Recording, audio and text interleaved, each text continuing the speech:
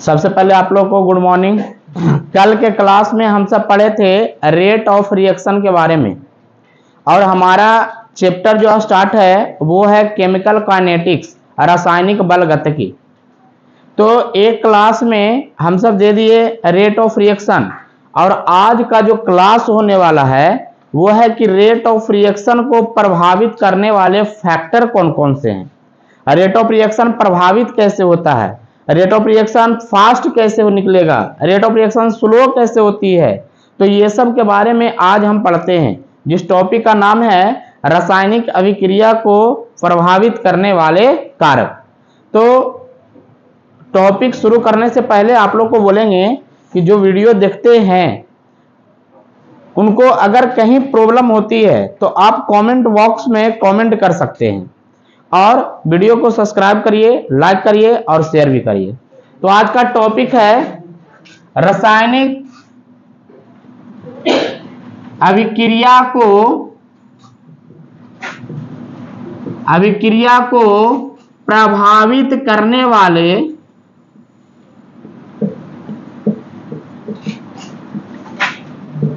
कारक।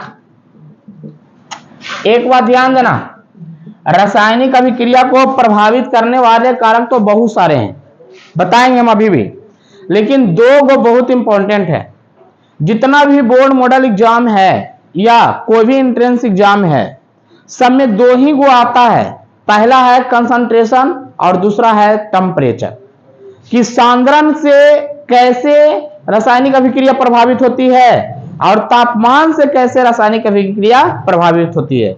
लेकिन पढ़ने के लिए तो बहुत सारा है, 5-6 टॉपिक है, लेकिन हम जो पढ़ाएंगे इसमें केवल दो ही पॉइंट पढ़ाएंगे। पहला पॉइंट आपको है अभिकारक की प्रकृति, और दूसरा पॉइंट है तापमान। तो इसी में हम पहला पॉइंट को पढ़ने जा रहे हैं। पहला टॉपिक जो हम पढ़ेंगे वो है अभिकारक की प्रकृति या सांद्रण।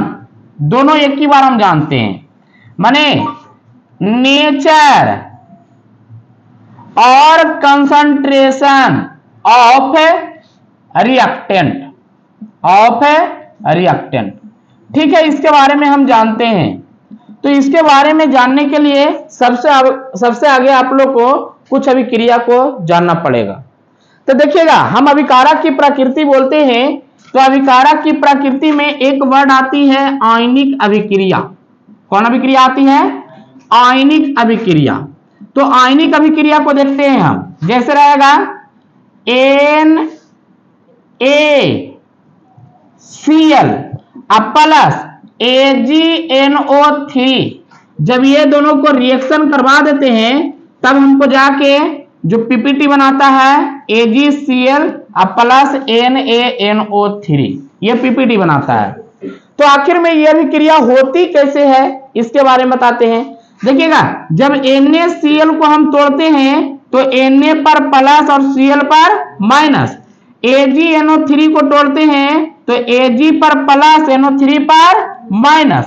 अब देखिएगा, जब दो विपरीत आवेश जब दो विपरीत आयन आपस में अगल बगल में हो तो कंफर्म है कि पहले का धनायन दूसरे के ऋणायन के साथ और दूसरे का ऋणायन पहले के धनायन के साथ अभिक्रिया कर जाएगा, और उस अभिक्रिया को करने में कोई भी टाइम टेकन नहीं होगी, माने समय नहीं लगेगा, ना के बराबर। तो देखो, ये जो है तुरंत जाके इसके साथ अभिक्रिया किया, ये जो है तुरंत इसके साथ अभिक्रिया किया, तब तो यहां पर पीपीटी बन गया। क्या बन गया? AgCl और प्लस NaNO3। तो ऐसे में क्या होती है ना कि टाइम टेकन जो होता है, इसमें टाइम टेकन जो होता है नगण्य होती है। कुछ होती है नगण्य, ना के बराबर। तो अगर टाइम टेकन ना के बराबर हुआ, इसका मतलब कुछ है कि रेट ऑफ रिएक्शन जो होगा बहुत ज्यादा हुआ होगा। कुछ क्या हुआ होगा? बहुत ज्यादा, मोर होगा। समझ आ रहा ना? रेट ऑफ रिएक्शन फास्ट होगा, मोर होगा। कहेगा सर कैसे? तो एक बात समझो, समय के सापेक्ष अभिक्रमक एवं उत्पाद का परिवर्तन ही रेट ऑफ रिएक्शन कहलाता था। हम बात करते हैं, कोई बच्चा जो है यहां से दौड़ा वहां, माने 2 किलोमीटर, एक बच्चा और बगल में दूसरा बच्चा, कोई बच्चा जो है 5 मिनट में 2 किलोमीटर दौड़ गया और कोई बच्चा 2 घंटा में 2 किलोमीटर दौड़ा होगा। समय ज्यादा किसको लगा? 2 घंटा। तो समय ज्यादा 2 घंटा का लगा होगा, इसका मतलब उसका चाल कोची होगा? धीमा। और जो 5 मिनट में दौड़ गया होगा उसका चाल कोची होगा? तो फास्ट कौन कर रहा है? 5 मिनट वाला। जितना कम समय रेट ऑफ रिएक्शन उतना ही ज्यादा, रेट ऑफ रिएक्शन उतना ही, और जितना ज्यादा समय रेट ऑफ रिएक्शन उतना ही। समझ गए? क्लियर हो गया? चलिए ठीक है, ये तो हम आयनिक पर बात किए।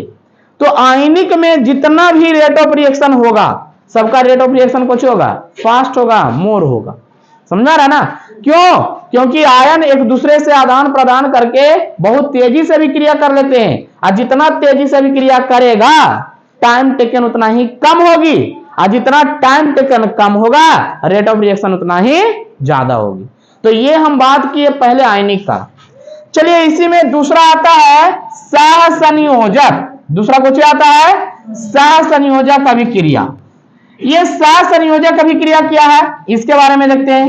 जैसे N2 प्लस H2, यहां पर 3 है, जब ये दोनों को किए तो 2NH3 बन गया। अब यहां पर हम दिखाते हैं, यहां पर आओ, nitrogen triple bond nitrogen, hydrogen single bond hydrogen, और जब इससे बना रहे हैं तो नाइट्रोजन हाइड्रोजन हाइड्रोजन हाइड्रोजन। समझा रही है ना? अब यहां पर बात करते हैं, थोड़ा सा समझना। जैसे एक सिंपल सी बात को समझो तो क्लियर हो जाएगा। हम सेम तरह के मॉलिक्यूल्स ले रहे हैं, नाइट्रोजन दोनों नाइट्रोजन है, हाइड्रोजन दोनों के दोनों हाइड्रोजन है। समझे? अब इसी में आप पढ़िएगा आगे जाके, एक आता है होमोजीनियस रिएक्शन तो दूसरा आता है हेट्रोजीनियस रिएक्शन, उसमें भी हम बताएंगे। अब तुम सोचो कि यहां पर जब बात कर रहे हैं तो ये दोनों तो आपस में आयन में टूटेगा नहीं। सहसंयोजक तो यही होती है जो एक दूसरे के बीच में बंध बना लेता है। आयनिक उसको कहते हैं जब एक दूसरे पर, एक पर धनायन तो दूसरे पर ऋणायन आ जाता है। तो इस तरह की अभिक्रिया को करने में कोई दिक्कत नहीं है, काहे कि इसका पहचान इससे है, इससे है, इसका पहचान इससे है, कर लिया। लेकिन यहां पर रिएक्शन को करने में टाइम लगेगा। कैसे लगेगा जो सुन लो। सबसे पहले नाइट्रोजन और नाइट्रोजन के बीच में बॉन्ड टूटेंगी, बॉन्ड टूटने में समय लगा। हाइड्रोजन हाइड्रोजन के बीच में बॉन्ड टूटेंगी, बॉन्ड टूटने में समय लगा, और उसके बाद हाइड्रोजन नाइट्रोजन के जाके साथ जुड़ जाएगा और सहसंयोजक बंध बना लेगा। कुछ बना लेगा, सहसंयोजक बंध बना लेगा। तो ये दोनों को अभिक्रिया करने में कुछ समय लगा, कुछ लगा, कुछ समय लगा।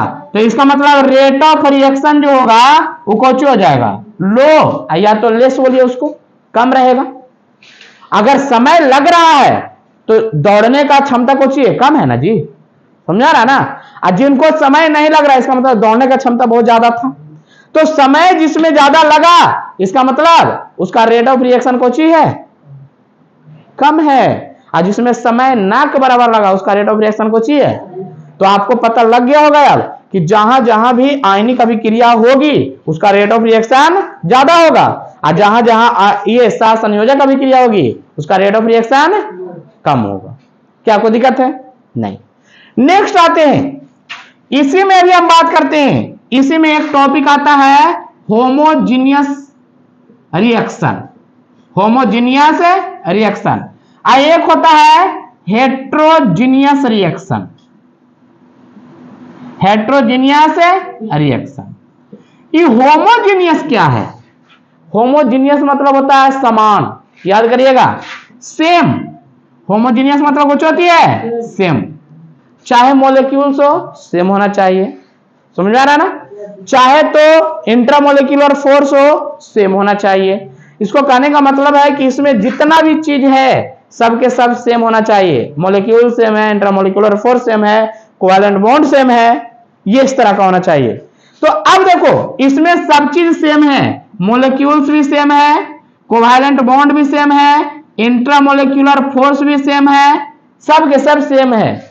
और इसमें क्या है हेट्रोजीनियस में कि सब डिफरेंट है, मॉलिक्यूल्स भी डिफरेंट है, मॉलिक्यूल्स भी कुछ है डिफरेंट है। इंट्रामोलिकुलर फोर्स भी डिफरेंट है, कोवैलेंट बॉन्ड भी डिफरेंट है। तो अब यहां पर बात करते हैं कि रेट ऑफ रिएक्शन किसका ज्यादा होना चाहिए। अब सुनो थोड़ा सा, अगर जो एक मोलिक्यूल्स ये है और दूसरा मोलिक्यूल्स और होगा दूसरा बगल में, तो ये भी सेम है ये भी सेम है, जितना टाइम में ये टूटेगा उतना ही टाइम में तो ये भी टूटेगा। समझ में आ रहा होगा? सेम मतलब क्या है कि दोनों बराबर है। ये भी एक बॉन्ड से जुड़ा होगा, ये भी एक बॉन्ड से जुड़ा हुआ है। नहीं, इसमें भी जानते हैं कि इंट्रामोलिकुलर फोर्स कुछ लगा होगा तो इसमें भी कुछ लगा होगा, जितना इसमें। तो जितना टाइम में ये बॉन्ड टूटा होगा उतना ही टाइम में तो ये भी टूटा होगा। नहीं, तो ये दोनों को टूटने में मान लिया समय लगा होगा। ठीक है, अब एक अनुभव करो। अब हेट्रोजीनियस की बात करते हैं। एक ये है और एक और है, एक सिंगल बॉन्ड वाला है एक डबल बॉन्ड वाला है, मैंने डिफरेंट बॉन्ड आ गया, इंट्रामोलिकुलर फोर्स भी डिफरेंट आ गया। समझ आ रहा? अब तुम सोचो, थोड़ी सी बात समझना कि इसको बॉन्ड को टूटने में थोड़ा सा कम समय लगा होगा, और ई बॉन्ड वा डबल बॉन्ड है तो इसको टूटने में ज्यादा समय लगा होगा। समझ में आ रहा ना? तो क्या इसमें कम समय इसमें ज्यादा समय? अब पहला वाला में दोनों समान समय था, तो तेजी से अभिक्रिया कौन कर रहा होगा? समान वाला। नहीं, तो रेट ऑफ रिएक्शन किसका ज्यादा होगा? समान वाला। टाइम टेकन कम लगा होगा, इसमें टाइम टेकन तो ज्यादा हो गया हुआ, इसको टूटने में कम लगा, लेकिन इस साइड वाला को टूटने में ज्यादा लगा होगा, और दोनों को जोड़ने में भी टाइम लगा होगा। उसमें तो कोई टाइम नहीं, इधर से टूटा उधर से टूटा, दोनों आपस में जुड़ गया, इधर उधर वाला। इसमें वाला तो कंफ्यूजन करेगा कि इस साइड वाला करिका जो है केरा साथ में जाकर जोड़ते, आई गोरका जो है केरा साथ में जाकर जोड़ते। सोचेगा ना, टाइम टेकन लगेगा ना, तो जितना ज्यादा टाइम टेकन उतना ही कम रेट ऑफ रिएक्शन। तो यहां पर अगर बात करते हैं रेट ऑफ रिएक्शन का, तो होमोजीनियस का रेट ऑफ रिएक्शन जो होता है हेट्रोजीनियस से कुछ होता है ज्यादा होता है। पता लग गया ना? होमोजीनियस मतलब समान, हेट्रोजीनियस मतलब डिफरेंट। क्या कोई दिक्कत है? जल्दी स्क्रीनशॉट लीजिए इसको। अभी हम बताए क्या होमोजीनियस और हेट्रोजीनियस के बारे में। यहीं पर अगर हम बात करते हैं कि रेट ऑफ रिएक्शन जो है ना डायरेक्टली प्रोपोर्शनल होता है स्टेबिलिटी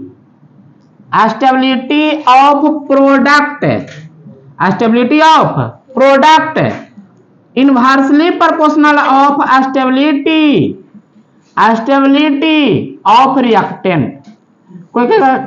कोई भी बोल सकता है कि सर ये क्या लिख दिए आप, तो लिखे कुछ नहीं है, बोल रहा है ना कि अभिक्रिया का दर जो होता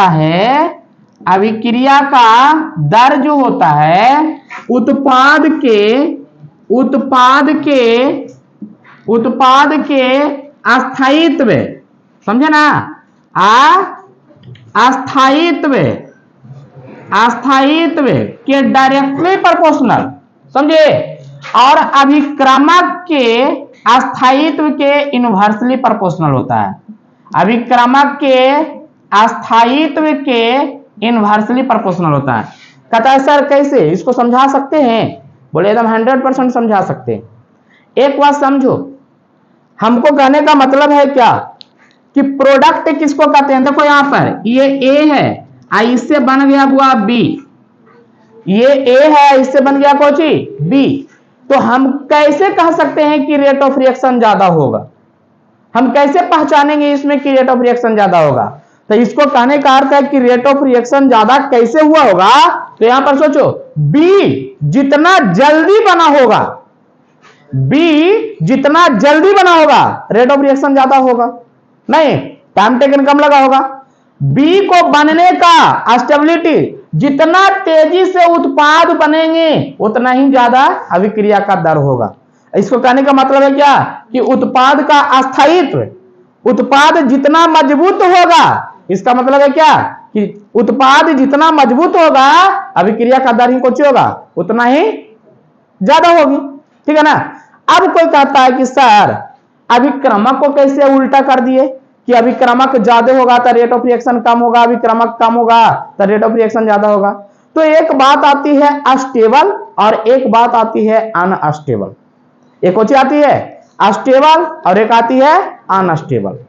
एक सिंपल सी बात समझो, मान लिया कोई मनुष्य को देखे होंगे कभी, कह दीजिएगा कि भाई साहब ये काम कर लो, जब वो मनुष्य सही स्थिति में रहे, समझे, करो ये काम करो, कहेगा नहीं करेंगे।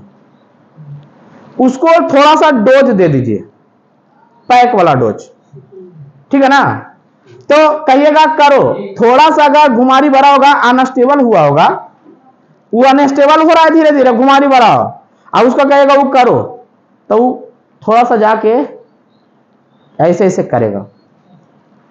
उसको एक पैक और दे दिए, अब और अनस्टेबल हो गया, अब उसको कहिएगा तो वो करेगा क्या, वो उखाड़ के बिक भी सकता है, समझे ना।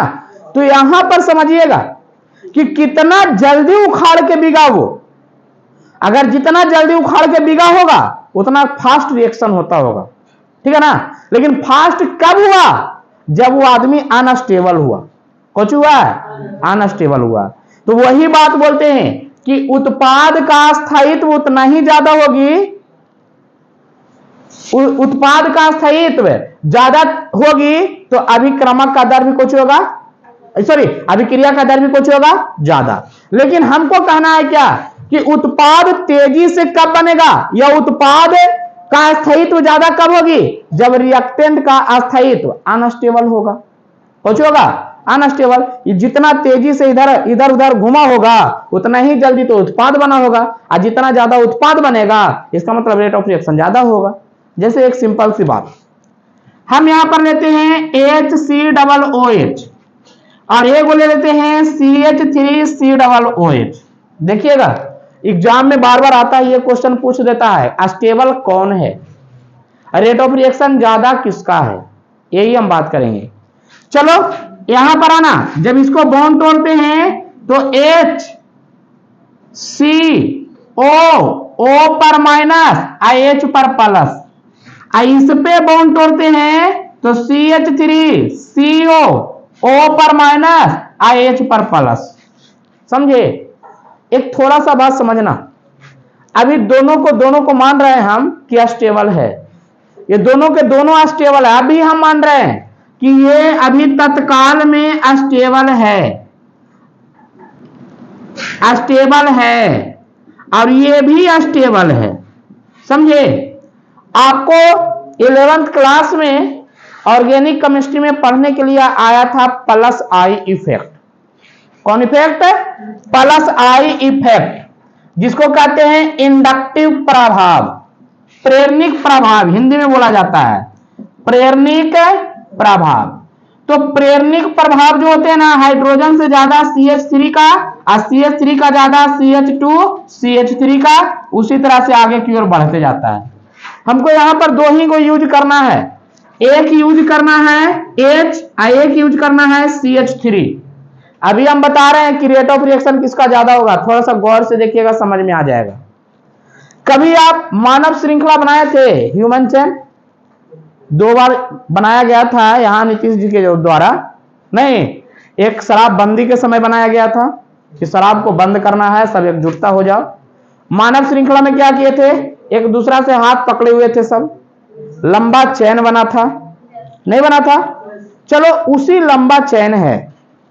अब कोई आदमी, हम इंड पॉइंट पर खड़ा है, इधर लंबा चैन है, हमसे कोई और जुड़ा हुआ है, उससे कोई और जुड़ा हुआ है, उससे कोई और जुड़ा हुआ है, उससे कोई और जुड़ा हुआ है, ठीक है। आप लोग नसीब वाले होंगे तो आप लोग को हाथ लड़की पकड़ी होगी ह्यूमन चैन में, कभी नहीं।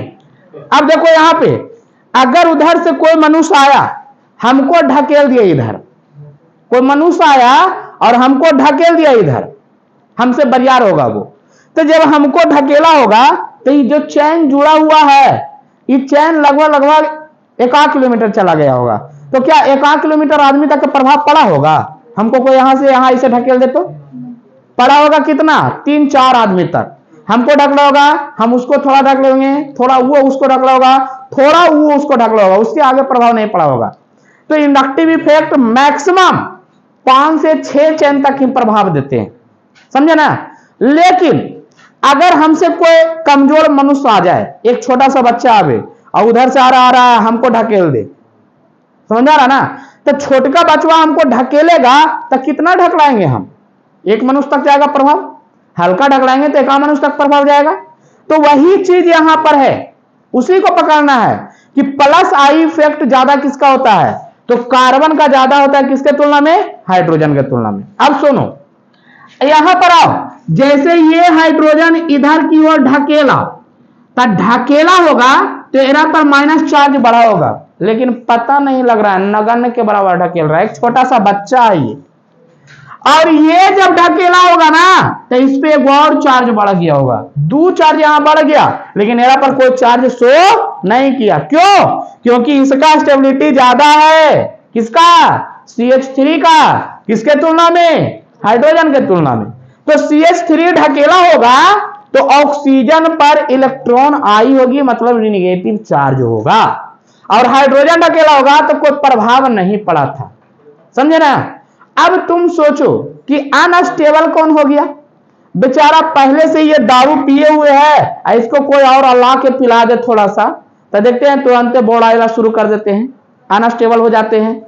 और ये बेचारा नॉर्मल में है ऑलरेडी, नहीं है, तो हम क्या बोले कि जितना ज्यादा अनस्टेबल होगा, जितना ज्यादा अनस्टेबल होगा उतना ही ज्यादा प्रोडक्ट बनेगा, उतना ही स्टेबल प्रोडक्ट बनेगा, और जितना स्टेबल प्रोडक्ट होगी उतना ही ज्यादा रेट ऑफ रिएक्शन होगा।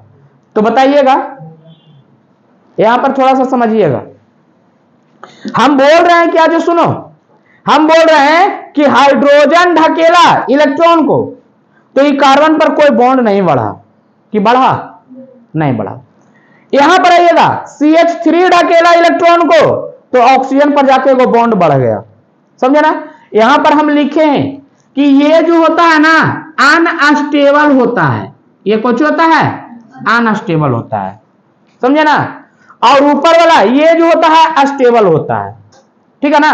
कहने का मतलब है कि जितना ही ज्यादा रेट ऑफ रिएक्शन हो रहा है, इसका मतलब रिएक्टेंट जो है उतना ही अनस्टेबल होगा, एक दूसरा से टकराव बढ़ रहा होगा।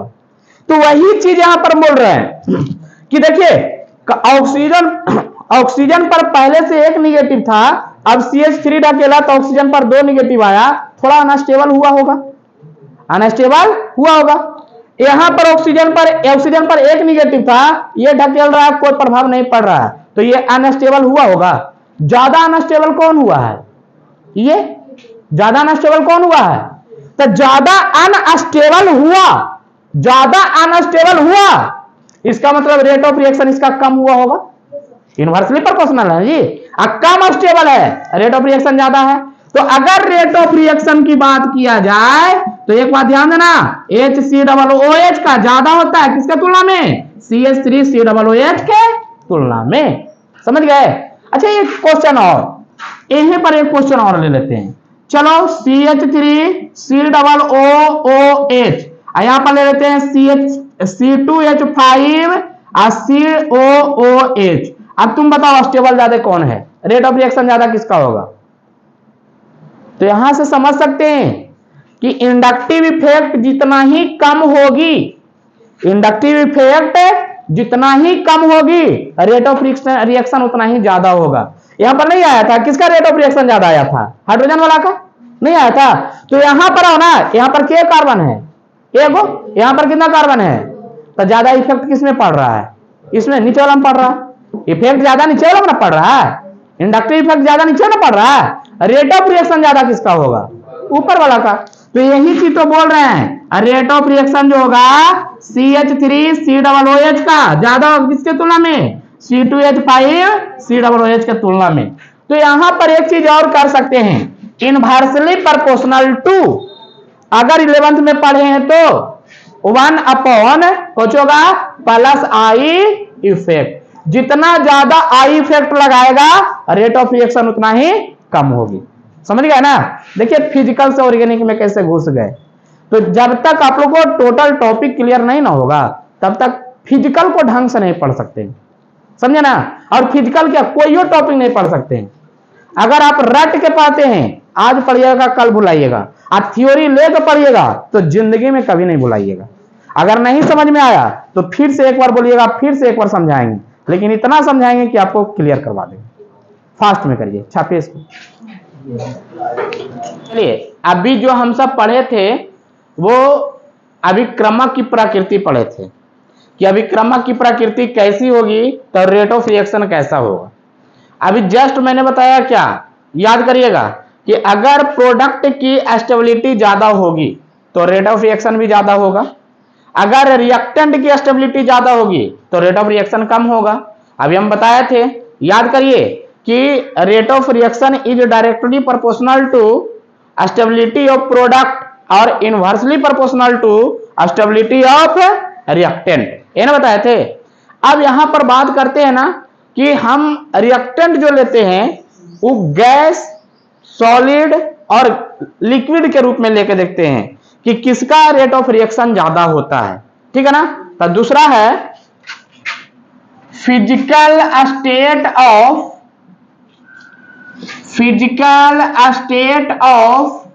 रेट ऑफ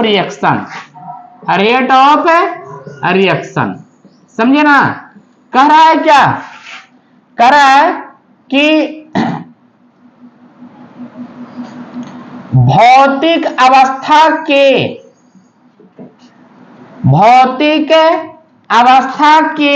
अभिक्रिया का दर,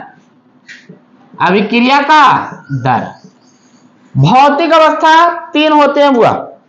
कहने का अर्थ है कि पदार्थ की तीन अवस्थाएं होती है, ठोस, द्रव और गैस। ध्यान देना, एक होता है गैस, एक होता है लिक्विड और एक होता है क्या, सॉलिड। एक क्या होती है, सॉलिड, यही ना है। तो पहले ही हम आपको बताते हैं कि रेट ऑफ रिएक्शन जो होता है ना वो गैस का ज्यादा होता है लिक्विड से और लिक्विड का ज्यादा होता है सॉलिड से। कहेगा सर कैसे, डिफाइन करके बताइए। तो आप एक बात बताना, गैस का मोलिक्यूल्स क्या होते हैं, दूर दूर होते हैं। गैस के मोलिक्यूल्स क्या होते हैं, दूर दूर होते हैं। नहीं, इंट्रामोलिक्यूलर स्पेस जो होते हैं इसमें बहुत कुछ होते हैं, ज्यादा होते हैं। स्पेस कहने का मतलब क्या, एक पदार्थ से दूसरे पदार्थ के डिस्टेंस, ये ना हुआ स्पेस, वही ना हुआ।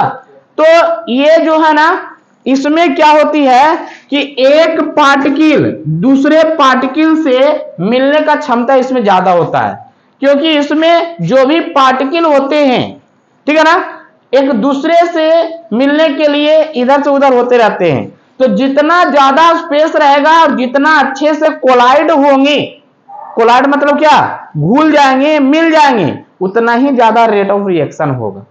समझे ना, इसमें फोर्स भी लगेगा, पार्टिकल उधर से आ रही है, इधर से आ रही है, तेजी से टकराया, समझे ना, तो मिलने का चांस कुछ होता है, ज्यादा होता है। तो जितना तेजी से, जितना अच्छा से मिलेगा, जितना अच्छा से कोलाइड करेगा, उतना ही ज्यादा रेट ऑफ रिएक्शन होगा। तो अभी हम बात किए गैस का। सॉलिड में ये लिक्विड में क्या होती है, इस तरह के पार्टिकल रहते हैं लिक्विड में, थोड़ा सा डिस्टेंस कम रहता है उसमें, तब ना पदार्थ तरलता है। लिक्विड में तरलता है ना पदार्थ, तब इसमें देखिएगा इसके तुलना में इसका स्पेस क्या है, ज्यादा है कि कम है, कम है, तो इसका रेट ऑफ रिएक्शन कम होगा।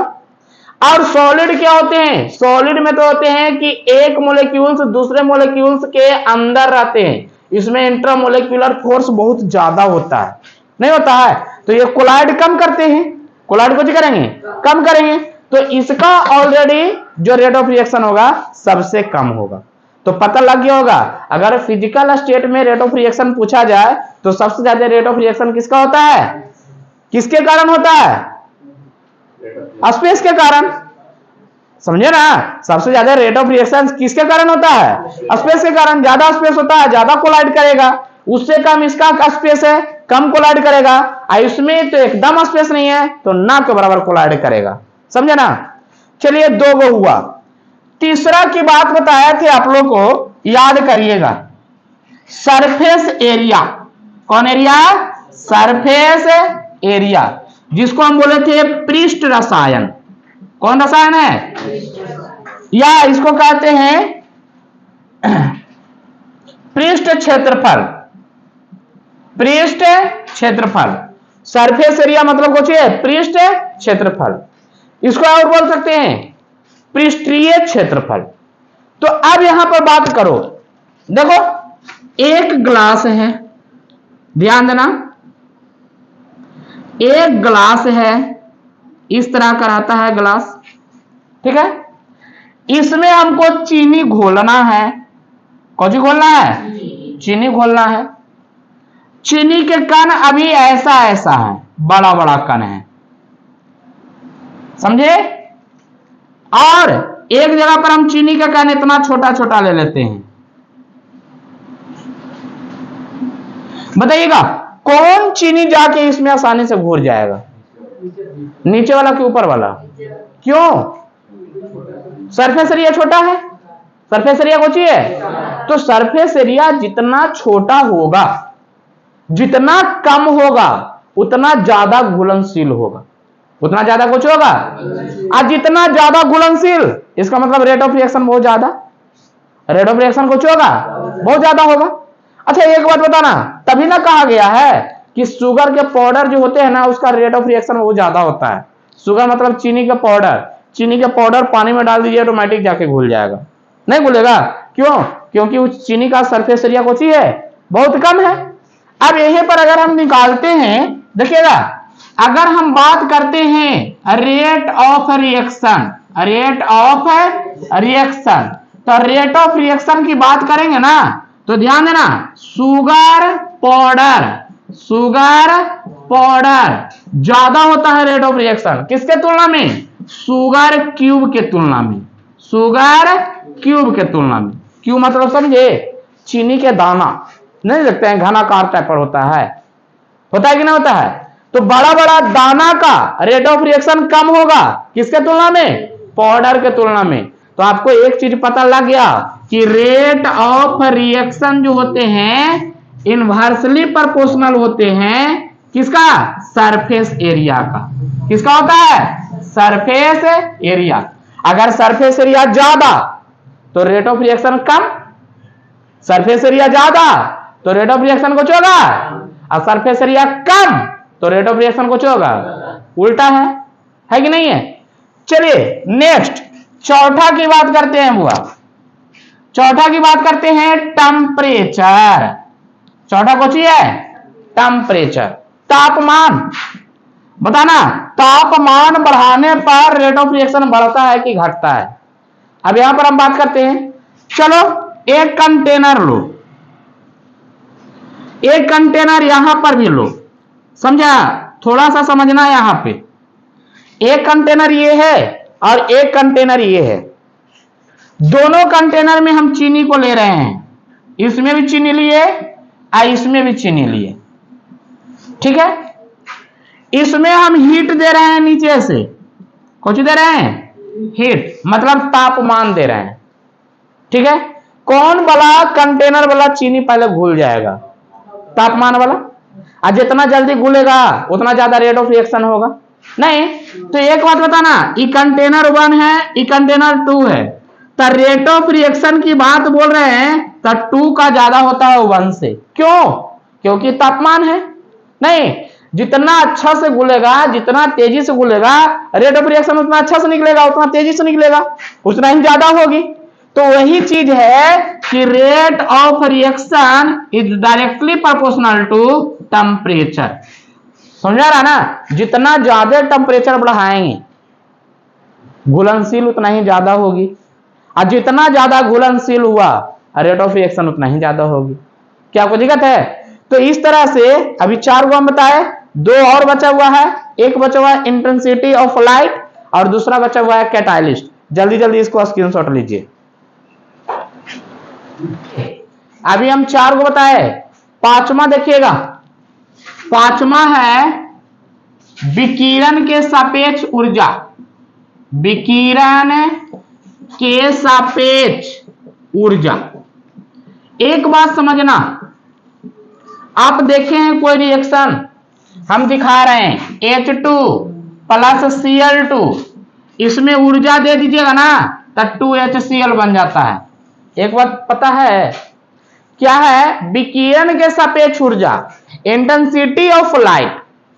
इंटेंसिटी ऑफ लाइट क्या है हुआ?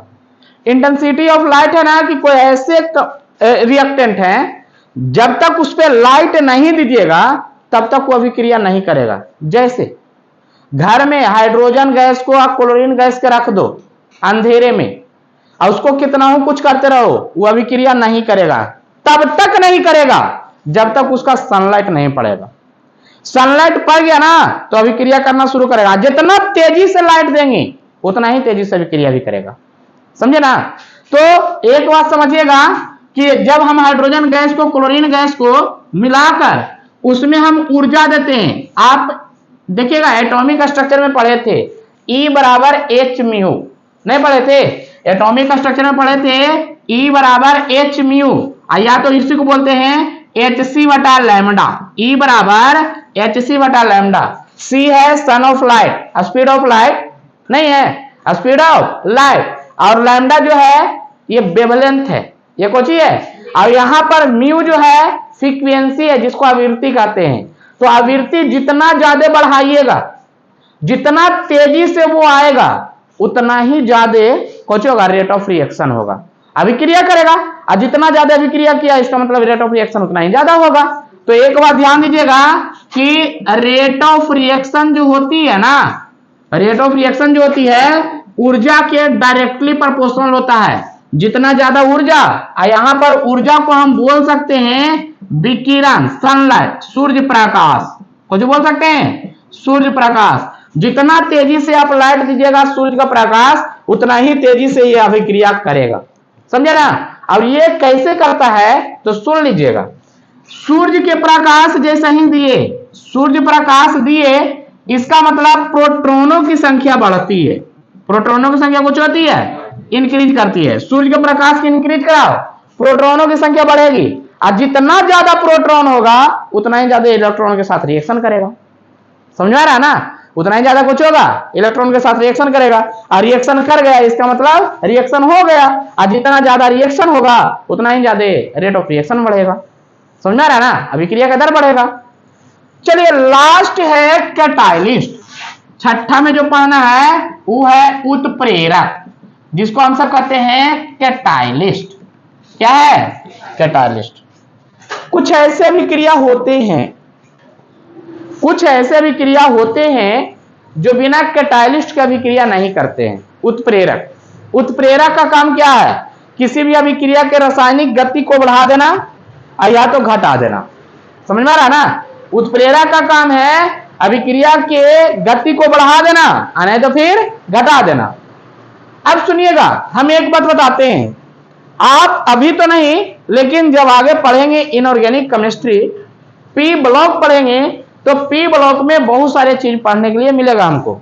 सबसे पहले तो पढ़ने के लिए मिलेगा क्या कि जब नाइट्रोजन गैस को हाइड्रोजन गैस के साथ अभिक्रिया कराते हैं तो यह अमोनिया तब तक नहीं बनेगा जब इसमें आयरन ऑक्साइड डाल देंगे। समझे? नाइट्रोजन हाइड्रोजन को कितनों मिलाते रहो अभिक्रिया नहीं करेगा, लेकिन उसमें आयरन के पाउडर डाल दीजिए तो तुरंत तेजी से अभिक्रिया कर लेता है। समझे? तो बताओ किसके कारण अभिक्रिया किया? उत्प्रेरक के कारण। किसके कारण किया? उत्प्रेरक कारण। अब अभिक्रिया करेगा इसका मतलब रेट ऑफ रिएक्शन बढ़ेगा, रेट ऑफ रिएक्शन कुछ होगा, बढ़ेगा। और आगे आइए ना, जब अमोनिया को ऑक्सीजन के साथ प्लैटिनम जाली से गुजारते हैं, कौन से गुजारते हैं? प्लैटिनम जाली से। तो एक बात यहां पर समझिएगा, जब तक इसको प्लैटिनम जाली से नहीं गुजारेंगे, हॉट प्लैटिनम जाली रहता है, समझे? उसमें अमोनिया गैस डाल दो, ऑक्सीजन डाल दो और उसको हॉट प्लैटिनम जाली से गुजार दो तो ये तुरंत नाइट्रिक ऑक्साइड में परिवर्तित हो जाता है। कुछ में हो जाता है? नाइट्रिक ऑक्साइड में। समझे? और जब तक प्लैटिनम नहीं रहता तब तक ये अभिक्रिया कर भी नहीं करता। तो इसका मतलब हो गया ना जी कि आखिर में अभिक्रिया को कराने के लिए कोई एडिशनल सब्सटेंस की जरूरत होती है। वो एडिशनल सब्सटेंस को कुछ कहा जाता है? उत्प्रेरक। कुछ कहा जाता है। और उत्प्रेरक रहेगा तब वही अभिक्रिया करेगा। इसका मतलब अभिक्रिया के दर को बढ़ाने में उत्प्रेरक का बहुत बड़ा हाथ होता है। होता है कि ना होता है? अभिक्रिया करेगा तब भैया ना रेट ऑफ रिएक्शन बढ़ेगा। अभिक्रिया कैसे कर रहा है? तो उसमें हम उत्प्रेरक डाल रहे हैं। तो इस विधि को कहा जाता है हाइवर विधि। कौन विधि कहा जाता है? हाइवर विधि के द्वारा अमोनिया का निर्माण इनऑर्गेनिक केमिस्ट्री में पढ़ने के लिए मिलेगा पी ब्लॉक में। और इस विधि को कहा जाता है ओस्टवाल्ड विधि। कौन विधि कहा जाता है? ओस्टवाल्ड विधि के द्वारा नाइट्रिक अम्ल का निर्माण होता है, और ये भी हम पीए ब्लॉक में पढ़ेंगे। समझा रहा ना? तो अभी तक हम सब पढ़े क्या? अभी तक पहला वीडियो में या पहला क्लास में जो हम सब पढ़े थे वो था क्या? वो था rate of rate of reaction, कि रेट ऑफ रिएक्शन कैसे निकालते थे, किसी भी अभिक्रिया का रेट ऑफ रिएक्शन कैसे निकालते थे। या उसमें हम एक चीज और पढ़े थे कि रेट ऑफ रिएक्शन कितने प्रकार के होते हैं, अभिक्रिया कितने प्रकार के होते हैं, ये बताया था ना। अभिक्रिया 3 प्रकार के बताए थे। एक बताए थे तीव्र गति का अभिक्रिया, दूसरा बताए थे मंद गति का अभिक्रिया, और तीसरा बताए थे मापनीय वेग से होने वाली अभिक्रिया, जिसको शॉर्ट में मॉडरेट रिएक्शन बोलते थे। जितना भी रेट ऑफ रिएक्शन अभी तक हमने निकाला, इस सब रेट ऑफ रिएक्शन तो हम निकाले मॉडरेट रिएक्शन का, समझे ना? क्योंकि तीव्र गति की अभिक्रिया में समय का पता नहीं लगा, मंद गति की अभिक्रिया में समय इतना ज्यादा लगा कि उसको निकालने में दिक्कत हुआ। मॉडरेट रिएक्शन है जो समय के सापेक्ष अभिक्रिया करता था। ठीक है, उसके बाद मेरा टॉपिक जो आया, जो आज का क्लास चल रहा है, वो है रासायनिक अभिक्रिया के दर को प्रभावित करने वाले कारक। तो रासायनिक अभिक्रिया के दर को प्रभावित करने वाले कारक देखिए 6 पढ़ा है। कितना पढ़ा है? पहला में मैंने पढ़ाया क्या? अभिकारक की प्रकृति। पहला कुछ पढ़ाया अभिकारक की प्रकृति, उतना अच्छा से समझाया। अगर किन्हीं को कोई डाउट हो तो कमेंट बॉक्स में कमेंट करके बताइएगा, फिर से अगर पॉसिबल होगी तो फिर से उसका हम क्लास दे देंगे। ठीक है। दूसरा मैंने पढ़ाया जो अभी बताए कि भौतिक अवस्था के रेट ऑफ रिएक्शन, अभिक्रिया का दर, जैसे ठोस, द्रव, गैस। तो ये तीनों में अगर पूछा जाए कि रेट ऑफ रिएक्शन किसका ज्यादा होता है, तो हम आपको बताए हैं कि कोलाइड सबसे ज्यादा गैस का होता है, कहा कि उसके कण और कण के बीच में, पार्टिकल और पार्टिकल के बीच में स्पेस ज्यादा होते हैं, तो कोलाइड होने का चांस ज्यादा होता है। ठीक है ना? अब कोलाइड होने का चांस जितना ही ज्यादा होगी, रेट ऑफ रिएक्शन उतना ही ज्यादा होगा। उससे कम लिक्विड का, उससे कम सॉलिड का, है ना? चलिए तीसरा जो अभी बताया मैंने, तीसरा सरफेस एरिया नहीं बताया है, पृष्ठीय क्षेत्रफल। अभी मैंने बताया, एग्जांपल लेके भी समझाया कि चीनी के मोटा कण, चीनी के उससे पतला कण और चीनी का पाउडर, तीनों में सबसे ज्यादा रेट ऑफ रिएक्शन किसका होती है? तो पाउडर का। जितना कम सरफेस एरिया होगा, बताइएगा, रेट ऑफ रिएक्शन उतना ही ज्यादा होगी, नहीं होगी?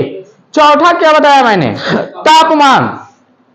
तापमान के बारे में मैंने बताया कि जितना ज्यादा तापमान देंगे, बताइएगा, अभिक्रिया की गति उतना ही बढ़ेगी। अभिक्रिया की गति बढ़े, इसका मतलब रेट ऑफ रिएक्शन भी बढ़ रहा है। समझ में आ रहा है ना? और पांचवा देखिए बताया विकिरण के सापेक्ष अभिक्रिया, सनलाइट, जितना ज्यादा सनलाइट पड़ेगा उतना ही ज्यादा रेट ऑफ रिएक्शन बढ़ेगी। और छठा बताया उत्प्रेरक, कोई अभिक्रिया जो है बिना उत्प्रेरक के काम नहीं करता है, तो उत्प्रेरक दीजिएगा तो उसका कुछ होता है, सोल्युबिलिटी बढ़ती है, और सोल्युबिलिटी बढ़ेगा तो इसका मतलब रेट ऑफ रिएक्शन भी बढ़ेगा। तो ये 6 को बताए जो फैक्टर इफेक्टिंग था, प्रभावित करने वाले कारक। नेक्स्ट क्लास में जो आएगा वो क्लास रहेगा रेट लॉ, जिसमें हम पढ़ेंगे ऑर्डर ऑफ रिएक्शन।